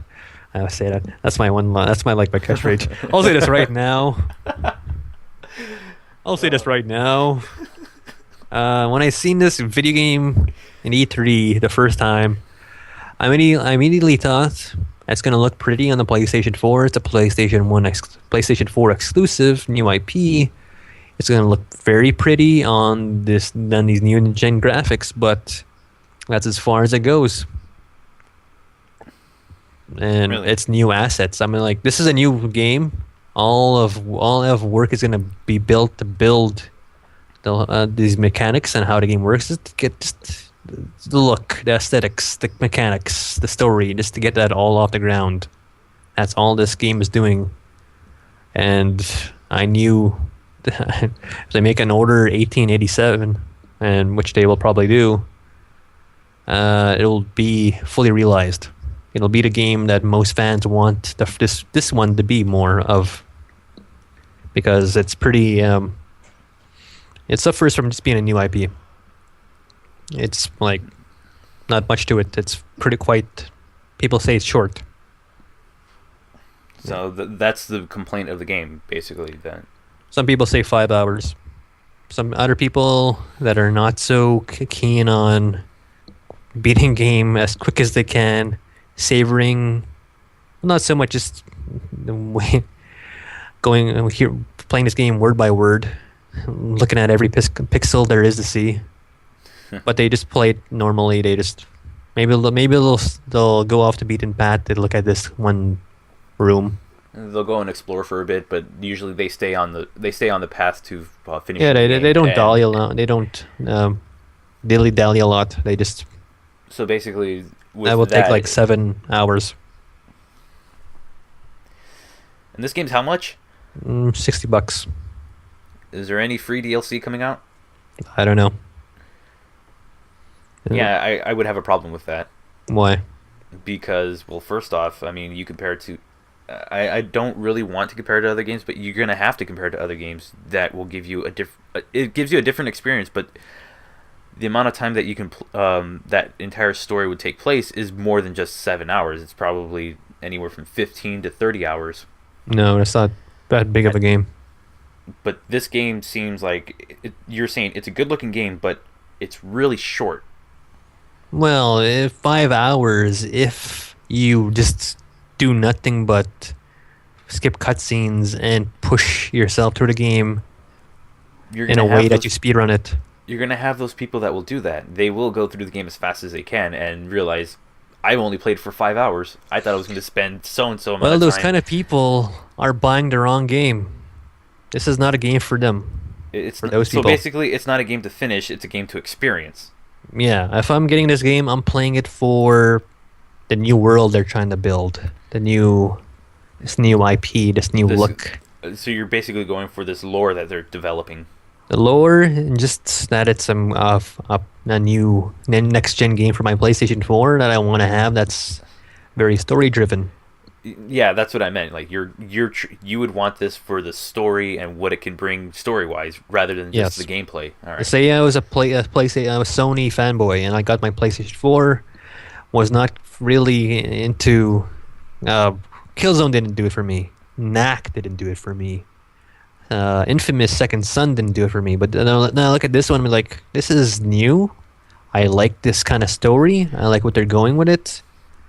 This is the game for me. I'll buy this game and I'll be able to like it. So you're saying that there will be that niche crowd that will see this and say, you know what, this game's got something that I like. You know, I want to see what else they can do with it, and then you just get the game, and that's your game. Yeah. Okay. I wouldn't say niche, but there's a lot of people that buy a PlayStation 4 and they want games like this, but not. But some people would say, it's just not meaty enough. Yeah. again, when we were talking about earlier how the times have changed, we're not at. I'm going to bring this up again. We're not at a time where you can release a $60 game and have it be 7 hours. I mean, When they do that, yeah, like I don't think like Advanced Warfare is 8 to 10 hours. Yes, but it also offers more than just that story. It has a full You're co-op right. and multiplayer mode. But if I'm if I'm getting behind this game and I'm behind Sony and the PlayStation 4, I would like this game a lot. I would like that it's doing something old. Not just in the setting, it's the fact that this is how they used to do release games. This is Yeah, how I they mean, used to make games. I mean, hell, some of the more popular games that are out there aren't even an hour long. Like this was supposed to be a launch game, but they pushed it back because they needed more time in development. Yes, and I'm assuming I'm assuming that had to go towards the graphics Yeah, because this game is rarely fucking it looks really fucking good. because, I mean, from what I'm hearing, that's the only thing that sounds next gen about the game. I mean, uh, That's the only thing going for next gen. the length of the game seems like it's from 5 generations ago. Then again, I don't want the long game. I don't. You know, when I played the Metroid Prime trilogy, and those games were fucking 16 to 18 hours long, and I'm like, just fuck, I want these games to be over. Yeah, but you don't get much with that because Samus is basically a silent protagonist. With this, I'm assuming you're playing as a protagonist who actually speaks, Yes. and you can add more to it. You could do more with that because if Yes. you have a silent protagonist, you're stuck working around that. But that was all gameplay mechanics and some story exposition here and there. This is more cinematic. It has more characters. It's more filled out. All in like 7-8 hours. I would say there was hours. Then people complain about Alien Isolation being too fucking long, and I'm like, I really like that game a lot, and I like that it was so long. It was such a nice experience. It goes by people's tastes. I'm assuming this company just realized, oh crap, they do not like the fact that it's 7 hours. We might have to do something about it, and unfortunately, 7 hours is good. they might have to tack on something. I mean, it would be okay if the game wasn't $60. Maybe if it was $40. No, I would still, if I was again a Sony fanboy, I would pay the money, and I would be happy with this.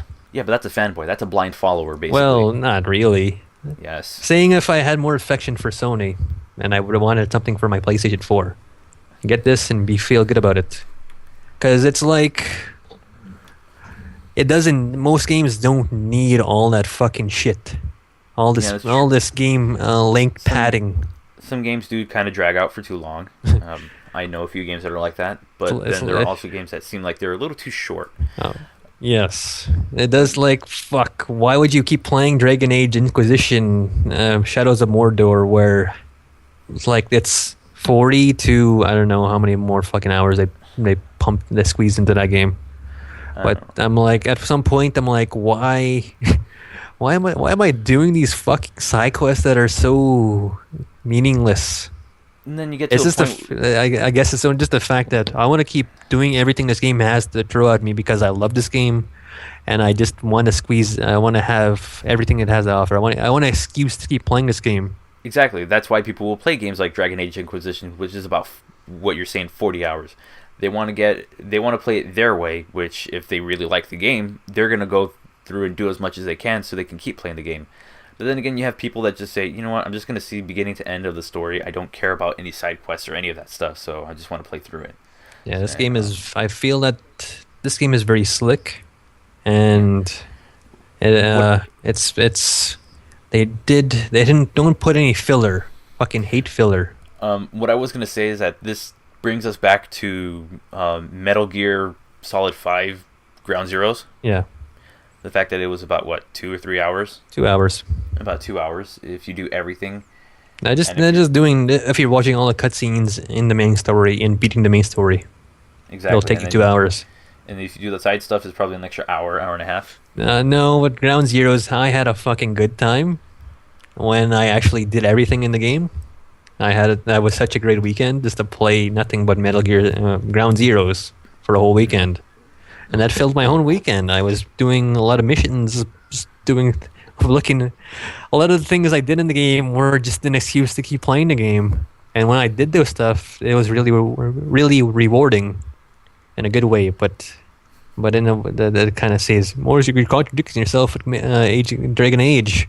But in Dragon Age, it seems that they push all. There's so much shit that you need to do.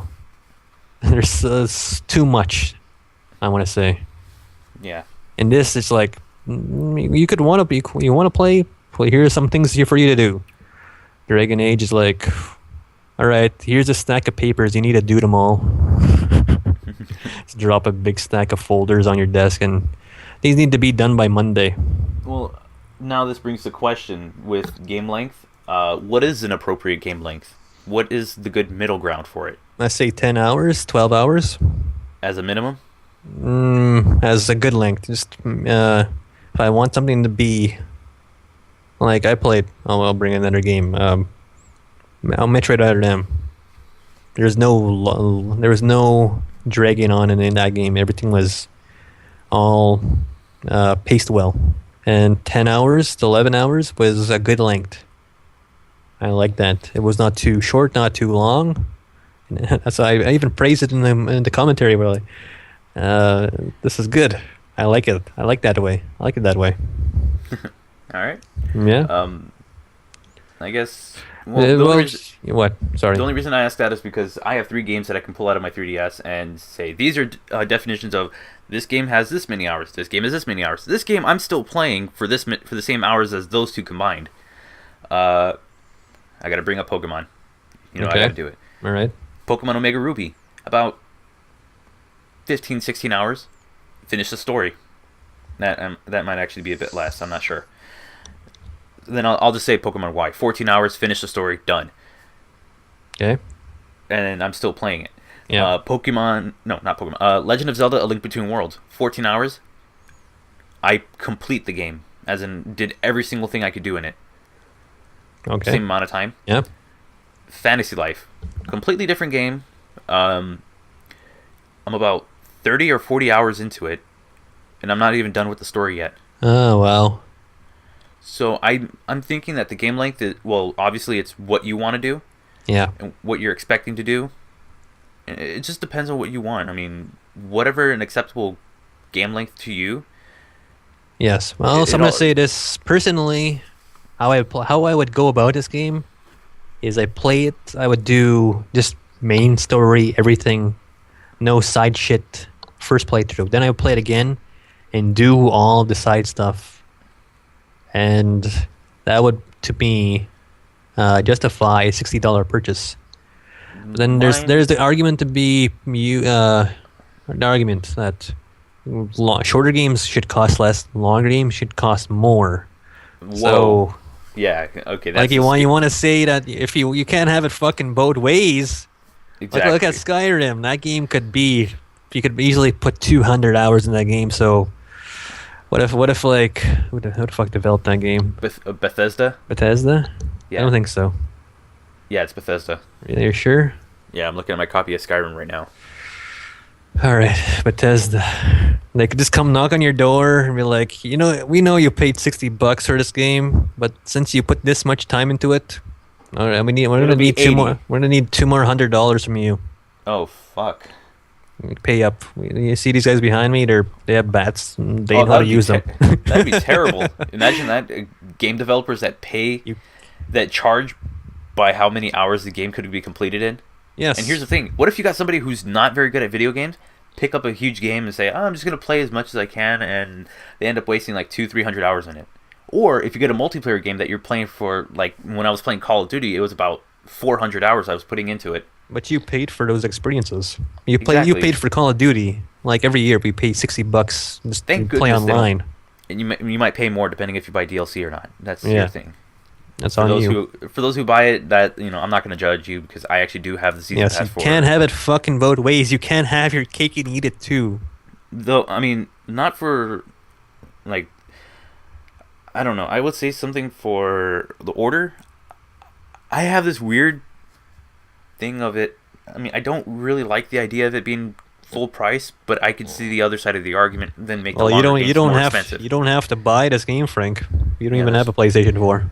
I know, but I'm just saying, I don't like. But here's the thing: what if this brings out more games that they're really, they're probably some of the best looking games you'll see in a while. What I like about this game, just it really looks really fucking good.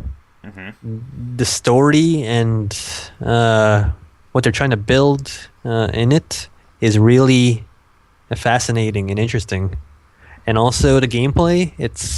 It's old. It's and I like that it's old. It's at least it functions properly, does what it's trying to do, and it works. Nothing is broken. There's no glitches.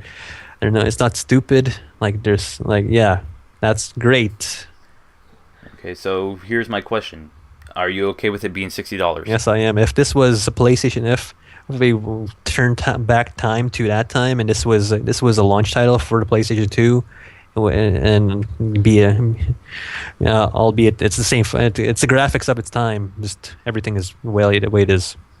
Okay. I would be like, yep, $60. Here you go. I want this game. Yes, I'll play it. Love it. Played multiple times, and there you go. I got my money's worth. And then same with now. I would do that. And then for me, while I don't agree with it, while I don't really like the idea of it being $60, I would prefer. I'm okay with it, but not 100% okay with it. Only because I think of the other side of the argument: make the longer games more expensive, which I would never want. So yeah, people need to chill the fuck out. We'll just say I don't have a definite answer. Morris does, but I don't. Back then, I want to talk about the Super Nintendo days. Games like Mario RPG, Chrono Trigger, those games cost maybe $100 when they were new, $80 when they were new, because they just used more. Those games needed more memory space in those cartridges. They needed more chips and crap in there, so it would dictate how much more it would be. It needed more hardware in it. Yes, and so they did that, and they just did that, and then nobody. Well, there was no internet at that time, so nobody could complain. Okay. But that's the same deal. All right, it costs more just to make these games and deliver to your house. And also, the same thing with Neo Geo. Those games the game costs $600. The console costs $600. The game's $200 to $400. Oh, retail, God. New. Yeah, that's true. It still costs that much today. So you can't really. The argument of shorter games should be cheaper, longer game. But so you're saying longer games should be cost more? You don't have to spend the fucking money on if you don't want to spend $60, just wait till it goes on sale. Maybe it costs $40 6 months later, 8 months later, then you buy that game. You could speak with your wallet and decide how much this game is worth. Yeah. I will say, I think the only reason people would complain about that is because they see the indie games that are being released and pay, like, they charge around $10 to $20 for it, and they're much shorter experiences. I think that's why. Yeah. Because we have that, so they think every game works like that. So. I know. Everybody complaining about this game being short. They just, why do you even put in your 2 cents? This is not even a game for you. In no universe would you buy this game. I've got a really good one. Imagine if Minecraft, you had to pay for however long you played that. And here's the thing: you could do anything you want in it. So it could go from being the least expensive game to the most expensive game ever. Yeah, they would just have some wording in your contract of purchasing this game in small print. Then when it comes to time to pay the piper, you're just like, what? Yeah, I have to give you $300. Exactly. I have to give you $1,000. The only games that I see actually doing something like that are the MMOs, only because you're paying by a subscription. Yes, every monthly, 3 monthly, whatever you're doing. But that's done for a different reason, to keep out bots and extra accounts that just get all the good stuff and send it to one account. So yes, that's to uphold the servers. Exactly. So that's a good reason. So yeah, I guess we're both leaning on okay with this. Yeah, we're okay with it. Like, geez, this game is very rich in its story, very rich in its gameplay, very rich in its aesthetics. Yeah. and that to me is like, yeah, I would if I had a PlayStation 4, I would buy this. Even though when I first saw this game, I'm like, oh fuck that game. I'm not even gonna care about this game. I don't, not even on my radar. It looks, oh, we're going to London. It's Victorian times. They have guns that they shouldn't have. I don't know. Now I look at this. Now I see that it's all coming out and people are weighing in on it. I'm like, yeah. And if I had a PlayStation 4, I would get this game. Maybe maybe by the time holidays come around, it's $40, $50, and I'm like, yep, there we go. Yeah, if you don't want to spend the $60 on it, just at least wait for it to go on sale. Like I didn't space. I got Duke Nukem Forever. I didn't get it day one, which was going to be it cost a lot. I got it like let's say 2 years ago, and I paid $20 for it on PC. Yeah. Oh, okay, PC. All right. PC digital retail copy. Okay. Physical. Yeah, right. So I ended up getting the Xbox 360 version on I want to say about 3 years ago. Yeah. And I bought it for about $9. Yeah, cool. There you go. Works. Yeah. Like a lot of the games I got now, I didn't buy them new. Well, most of my Call of Duty, NHL, hockey, there was stuff. And if I wanted them really bad, I bought them day one, and I paid full price, full retail. That's what I did for Pokemon. But other games on my PlayStation 3 that are really good, that are on bestsellers lists, I bought them like for $40. Yeah, $10. With any of the games that I've gotten that I've really enjoyed, I bought them when they came out, or at least a little bit later, and at full price. Yeah. Because I wanted this game that badly. I didn't want to wait for it to go on sale. So all these criticisms and things that people don't like about this game are okay. You could feel bad. You don't, unless you're one of those people that bought it, it wasn't what you wanted, what you thought it was going to be, and you feel burnt that it was so short and you didn't like anything about it, and you paid $60 for it. Okay, you're entitled to your opinion. Yeah. Your opinion has some ground, but if you're just people that are, where am I going? I'm going to the. Where am I going with people who are just going to say it but not experiencing it themselves? Yeah, just people criticizing the game for what it is, and they never experienced it. Maybe they do that, and that's not right. I mean, hell, we haven't played the game, but we have a more positive look at. More positive. My opinion has changed. Like I said in the beginning, this was unappealing to me when I first saw it. Now that it's out, I would probably get it. I will probably get it. And I've never seen the game, and even then, I was still convinced that this is still a really good game. That, I mean, if you don't like the game, that's your taste. Yes, none of these criticisms should hurt the game unless you experienced it and it was not what you wanted. Like I said, the person got it. I mean, blah blah blah. But the criticisms are there for a reason.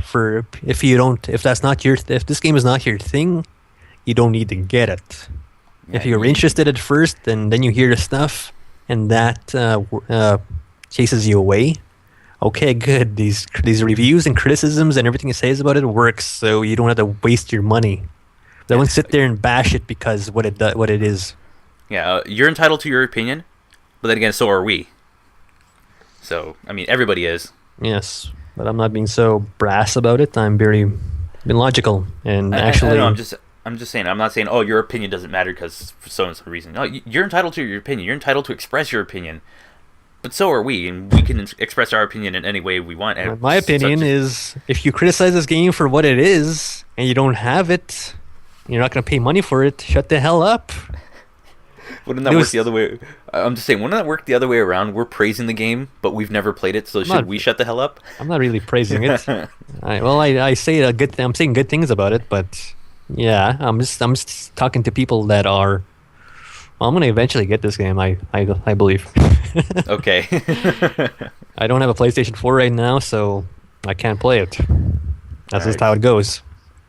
But people that, we'll say this again. You're criticizing a game, you never played it, and this is not for you. You're into other shit, and you just want to fucking criticize and hate on something because that's fun for you. You just like to hate something. Shut the hell up. Shut the fuck up. And I think we'll end it on that note. Yes, we'll do that. Great way. As always, be sure to keep up with content on our channel, youtube.com/LusterTheLoneWolf for his videos, and you can see his top 10 PlayStation games and the finale of the Metroid Other M commentary. Well, first watch series. the first couple episodes. Yes, please watch it from the beginning. Why would you really jump good. into a series halfway through? I'm just saying. Oh, okay. I'm just letting you know that's there, but watch it from the beginning. It's really good. Yeah. To keep up. Well, eventually I'm going to be uploading again, so you can go to youtube.com/GaminTank. You can also find previous episodes, except for, I believe, 48 and 55. No, wait, yeah, 55. Those are the only episodes that are on Dark Morris' channel, so those are there. So if you have no idea where last week's episode is, it's there. There's a whole video dedicated to showing where to go. Yeah, exactly. I put a whole video just to redirect you guys there. Yes, watch it. Episode 55 with me and Hasai Neo-chan. I'm saying you got it right again. After that whole podcast, I got it right. I say his name right. We are now on Facebook and Twitter, so if you want to follow Super Genesis 2 Turbo, the podcast, I mean, you can also follow us on our Facebook and Twitter accounts, but pages. But if you want to follow the podcast directly, Facebook.com/SuperGenesis2Turbo, not the number 2, but the 2, what do you call it, the 2 letter I's? The Roman numeral 2. Yes. And for stuff on Twitter, you can go to Twitter.com/SG2T Podcast. Or at SG2T Podcast. Yes, because there was a character limit. Yes. Trust me, I wanted to call the thing Super Genesis 2 Turbo. That's a long fucking title. Yes, follow those things, go to the homepage, support the channel, comment, please. We'll make jokes. Do all of that fun stuff. Support the podcast. Yeah, we're somewhat active on the show, and I guess if there's any questions you want to ask or stuff like that, you always put them in the comments wherever you see them, and you can also you can also contact us by our email, supergenesis2turbo@gmail.com. No, we have an email now. The number 2, not the Roman numeral. No, not Gmail. Yahoo. Not the Roman numeral 2, the number 2. Not Gmail. Or Yahoo. Yeah. I needed it. Cool. Yeah, I mean, it really doesn't matter. I like Yahoo. We're getting the same amount of spam for each account anyways. Yes, we want to support the channel. We want to be like the Beyond Podcast, the IGN Podcast. We want to reach episode 381 when this becomes a business, and we leave and we cry. Me and Frank will cry. We'll cry in those episodes when we leave and hand the torch over to somebody else. That could be a thing in the future. I would rather kill off the podcast and give it to someone else. I'm just saying. I'm in it for the long run. Podcast ain't going to be buried with the podcast. Exactly. I'm in it for the long run. There you go. That's a very dark note to go on. But either way, that's it for Super Genesis 2 Turbo, episode 56. I'm GaminTank. I'm Dark Morris. And we will see you next week. We bring the turbo. The turbo's leaving right now. It'll be back later. The turbo will be back next week. Goodbye.